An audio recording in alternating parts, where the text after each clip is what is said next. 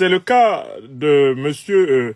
Romuald Wadagni, un zombie france-africain de plus, fabriqué par Patrice Talon, et qui a été annoncé il y a quelques jours par l'autocrate france-africain Patrice Talon comme son futur candidat et potentiel donc successeur à la présidence de la République du Bénin en 2026 à l'issue de l'élection présidentielle qui s'annonce dans ce pays.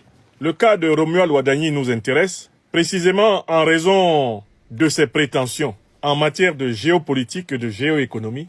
Son cas nous intéresse parce que nous avons pris connaissance des propos condescendants, méprisants, paternalistes, vaniteux, pompeux, inutilement amphigouriques, par lesquels celui-ci traite les pays voisins de l'Alliance des États du Sahel, qui sont pourtant la forteresse de la défense de l'Afrique subsaharienne aujourd'hui. Alors, Romuald Wadagni procède à une espèce de diagnostic de la situation des pays du Sahel. Donc, notamment, il vise ici le Mali, le Burkina Faso et le Niger, pays qui constituent aujourd'hui la Confédération des États du Sahel. Wadagni décrit ces pays comme étant caractérisés par 5 phénomènes.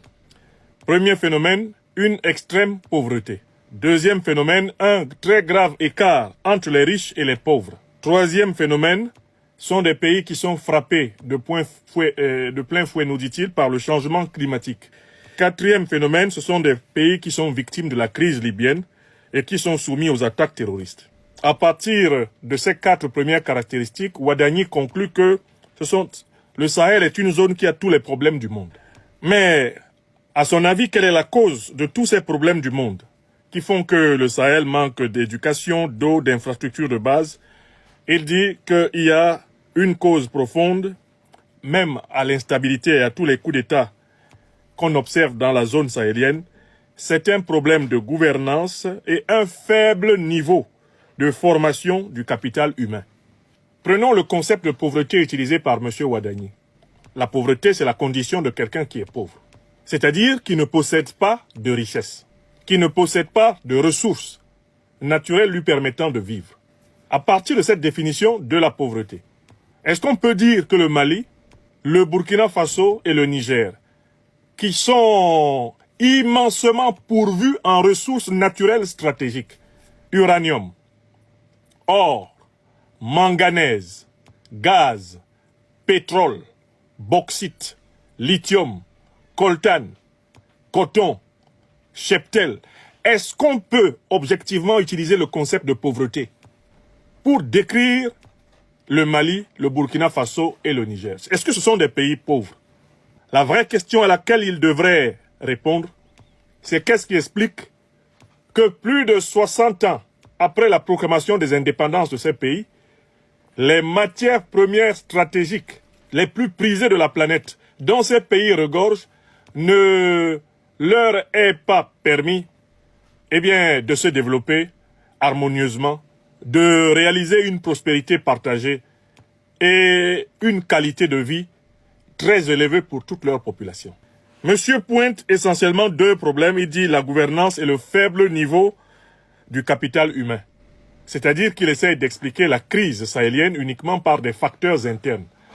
Alors que la crise sahélienne s'inscrit dans un continuum historique avec la traite négrière, la colonisation, la néocolonisation et les républiques bananières france-africaines, qui ont signé des accords de coopération et de défense avec la puissance néocolonialiste française, mettant à la disposition de l'industrie française, plus amplement de l'industrie occidentale, toutes leurs richesses, pendant que leur propre population était abandonnée. C'est-à-dire que monsieur commence l'analyse de la structure politique sahélienne, sans commencer par les fondements historiques, dans l'aliénation impérialiste, colonialiste, capitaliste, sans commencer par l'examen de la nature de l'État néocolonial africain, face auquel, précisément, les révolutions du Mali, du Burkina Faso et du Niger ont réagi pour apporter des solutions nouvelles en faveur des aspirations populaires. Il nous dit qu'il y a un écart massif entre les riches et les pauvres dans ce pays, ce qui devrait lui permettre de comprendre qu'il y a eu un processus d'appauvrissement des masses. Et il n'analyse pas le processus d'appauvrissement des masses, Parce qu'en allant analyser le processus d'appauvrissement des masses, il va certes identifier des responsabilités internes à chacun des pays du Sahel, comme d'ailleurs à chacun des pays africains, mais il sera obligé de connecter tout cela à la problématique de la domination du Nord sur le Sud, de l'aliénation coloniale, néocoloniale et impérialiste.